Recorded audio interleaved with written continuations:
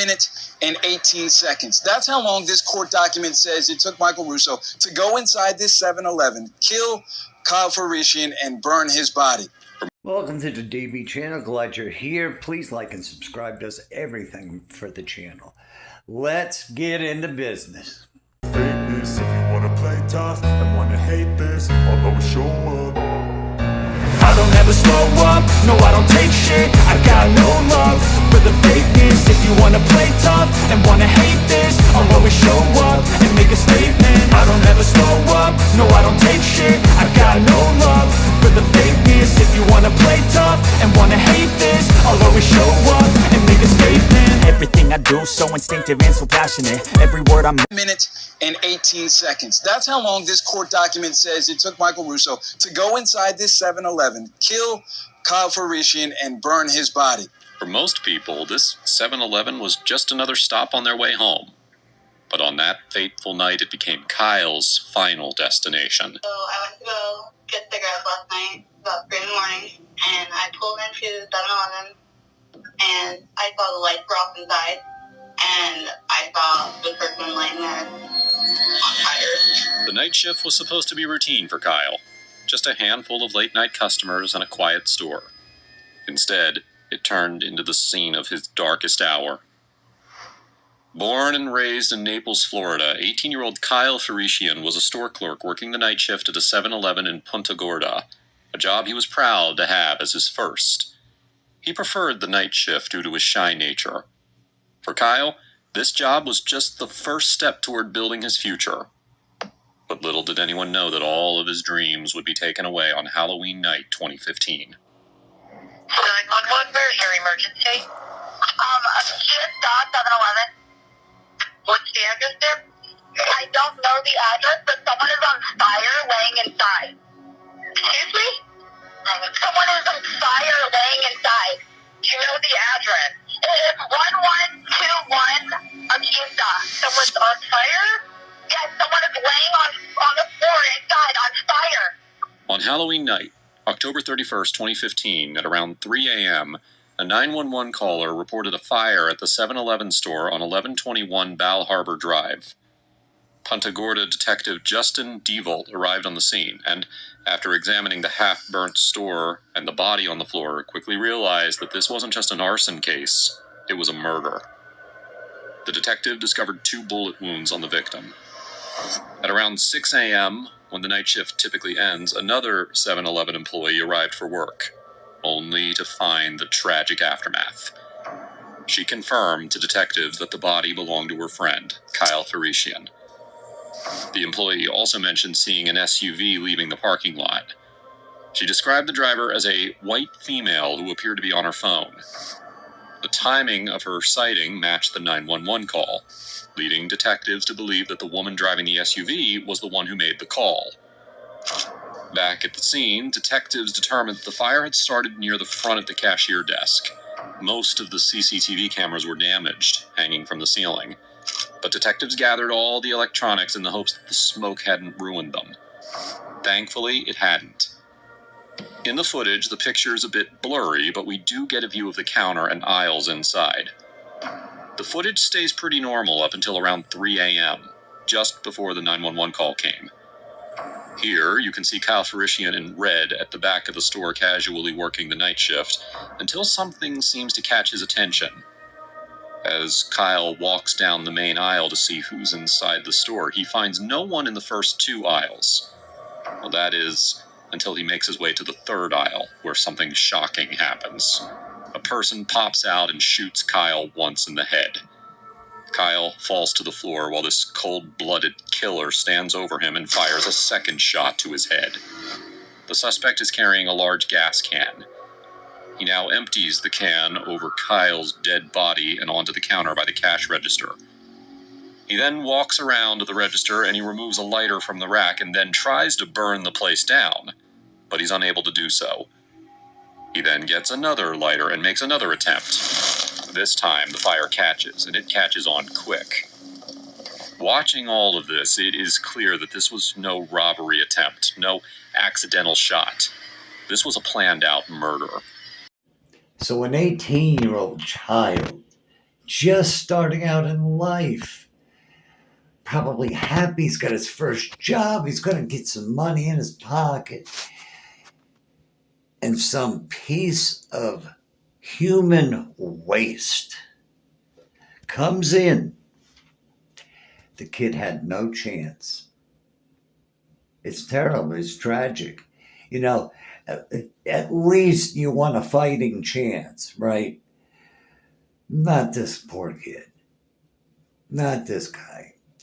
This kid walked in, this piece of garbage, shoots him in the head just instantaneously. The kid never even saw him. He saw him for a brief second. Not even a second. Gets a bullet in his head twice. Probably already gone, thank God, because this idiot decides to go even farther and put him on fire. Just tragic. Tragic. They now know the sound which caught Kyle's attention, which was the attacker entering the store. Unfortunately, because the camera had a motion sensor, the camera turned to Kyle and didn't show the door. We see Kyle coming to the front to see who just came in, but he doesn't see anyone. So he turns around and he starts walking back. And then just seconds later, you can hear 2 gunshots, after which Kyle's killer shows up on the camera. And while he never turns around and shows his face, the detectives now have a description of his build and what he was wearing that night. Ankle-high boots, black or gray pants with a camouflage print, a dark mask, and latex gloves. He had come fully prepared to do what he did that night. And at one point, the suspect can be seen taking off their gloves, revealing that they're white. Now, the detectives finally had a lead in their search for the mysterious killer. They were looking for someone white, of average height, and with a slim build. But there was still one big question. Was this person a man or a woman? The detectives also get a third angle overlooking the cash register. A bit more clearer now, and hopefully this view will give us answers to our questions. Instead, what we saw is the killer putting down the gun, which is a long-barreled revolver.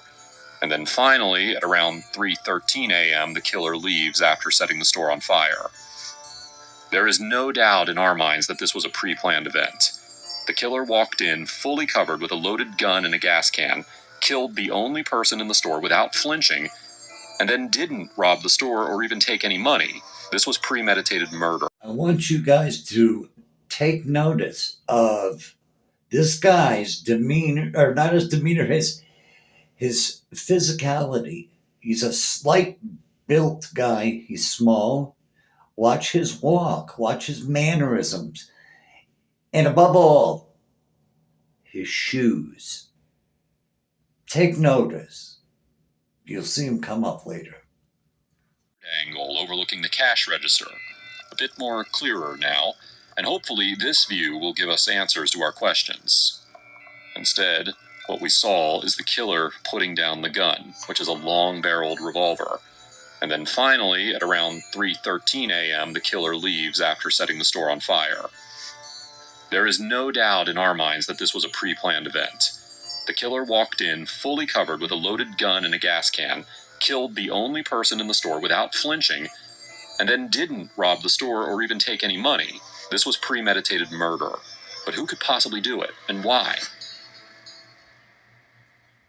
Back at the station, they ID'd the 911 caller, and quite possibly the only witness, as Chelsea Templeton. They call her in for questioning and want to know why she fled the scene and didn't wait for the first responders. So I went to go get cigarettes last night, about 3 in the morning, and I pulled into 7-Eleven, and I saw the lights were off inside, and I saw the person laying there on fire, and there was blood around them. She claimed that she was with her boyfriend about to go into the 7-Eleven when they noticed the fire inside. Why did you stay? At the short time, because I didn't know if he was still there, because it looked like the fire had just started. And my boyfriend was saying, go, go, go, go. So I was like, panicking. They also suspected that the kid inside may have been shot because they saw blood around him. Her boyfriend encouraged her to leave after they thought that some killer might still be around. They saw the blood, so they knew he was shot. And then in fear of getting shot as a witness, they called in the scene and they fled. Do you have any idea what happened? Or how it happened? No idea. The police cross-checked this story with the boyfriend, Alex Walter, the one who told her to flee the scene. Start at the beginning. What exactly? Okay, so I got off work about 9 o'clock. Home from work, she asked for pulling up because she is dark, right? And we ended up just like, whatever. And then she said it's on fire. And as she got closer to pulling in, you could see it was blazing. And then she pulled up right in front of the door. Then got the car and we just looked. And that's when I could see a kid in front of the counter. It's weird officers. But why did you leave? It was kind of freaky, dude. I mean, the place is on fire, Okay. They also tell the detectives that they went to the Circle K on Agiesta, a fact which was confirmed later by the employees there. The detectives went back to the CCTV footage and they see that as the fire was blazing in the store, there were a pair of headlights exiting the parking lot, which confirms their story. Meanwhile, they continue to pressure Alex to see if he's going to slip up about what really happened. Like I said, we came back. I tell you, I'm just asking. I'm trying to explain to you the best I can, man. That's when the detectives start to notice an important part of this case. One that exonerates Alex as the killer. His tattoos. There was a tattoo on his right arm which extended all the way up to his knuckles. And from our footage, we know that the assailant had no tattoos or marks on his hands. So, because of this reason, Alex and Chelsea are cleared of any involvement in the murder of Kyle Farina. So these two, the girl and the guy, obviously they're not the ones, so let's carry on. Store had helped train Kyle during his first days on the job. During her interview, Lori told the detectives about a recent and unsettling incident involving a customer, an incident Kyle had witnessed. Now, detectives already had the surveillance footage with them, so they started combing through the history. It was easier to find, as Lori had called the police on this customer, too. A guy went up to the counter in order to purchase alcohol, which is when Lori requested to see his ID. She told him to remove the ID out of his wallet in order to check for authenticity, but he felt like he didn't need to do that. My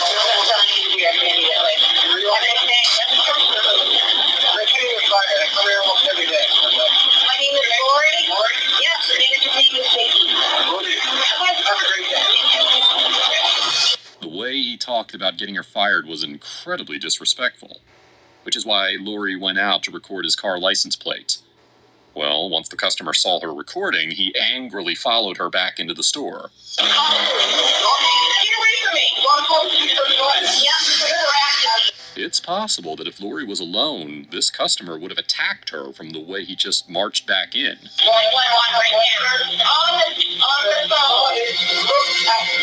She had every right to record the license plate, but for the customer to just harass her by marching back in, that was just too scary.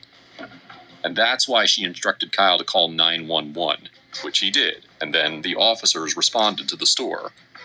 The vehicle's tag number was given to the officers on scene, allowing them to identify the rude and aggressive customer, 28-year-old Michael Russo.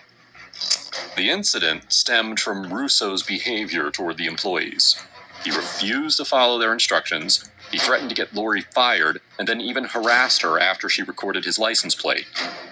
Well, still, that alone didn't seem like enough of a reason to target someone so brutally, right? Oh, that is until the detectives uncovered a second incident. This guy's every clerk's nightmare. Just can't take no for an answer and just argumentative. Almost got in her face and did something. Just a freak. You know, when you got to go out, when a clerk has to run out, go get a guy's license plate. There's probably something wrong with that MFer. And we'll see what happens. 15. Lori is working with a different clerk. And at around 12 minutes past 1, Michael Russo enters the store.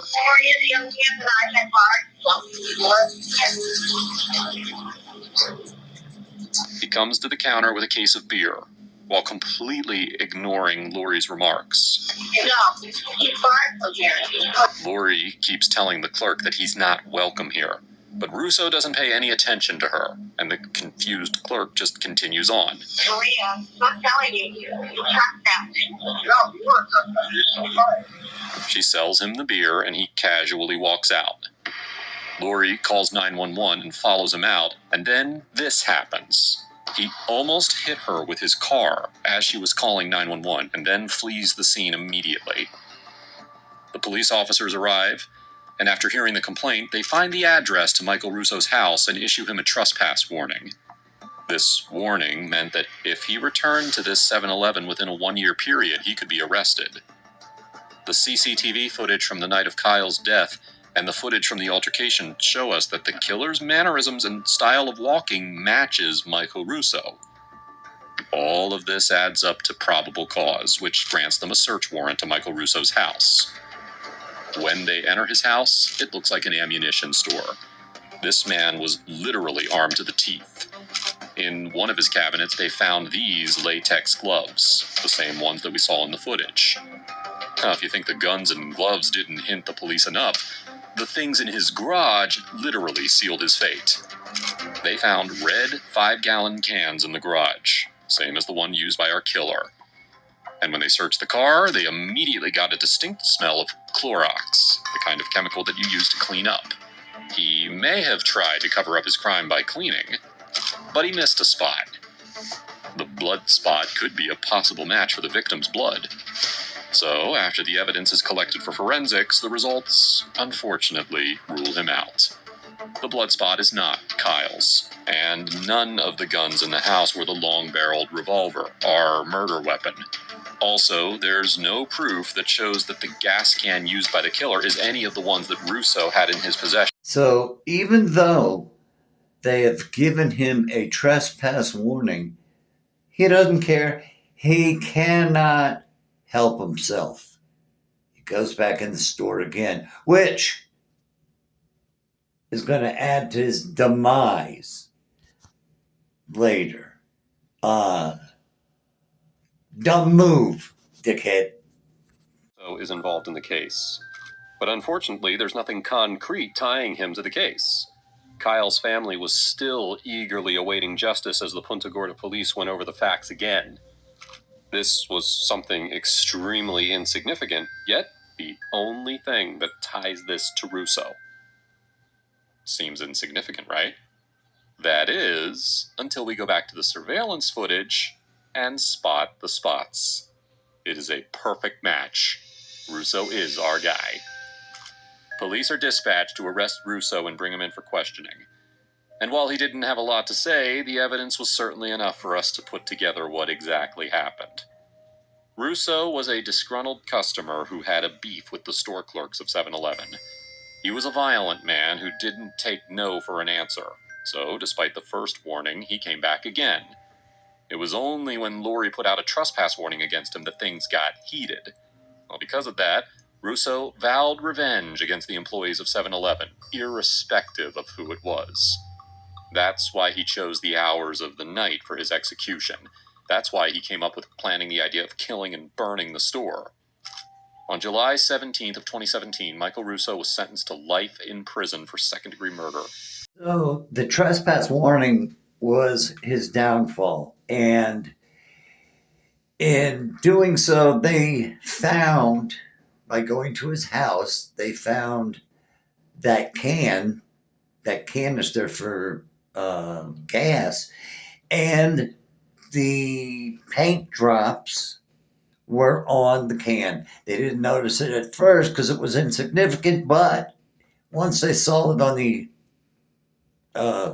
store video, they put 2 and 2 together, and now that idiot's doing a life sentence, thank God, because he doesn't deserve to breathe the same air you and I breathe.